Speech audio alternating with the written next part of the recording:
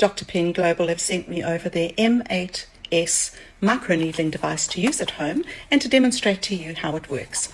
It comes with a pack of needles. They're disposable needles, and there is a new needle for every single treatment you do, along with a hyaluronic acid serum, which I'm going to use as my glide pre-needling. Attach your needle, decide on the depth you want to go to, choose your oscillation, 1 being the slowest movement of the needles into the skin, right up to 6, meaning it's more speedy. I'm applying the glide, and I'm going to start around the orbital area. I'm working in a grid, so horizontal, vertical, and then 2 ways diagonally. I'm going to work over the entire surface of my skin.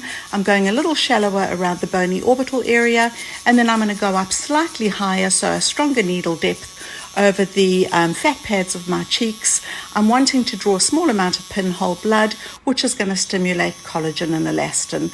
I'm going to use this process to do my entire skin.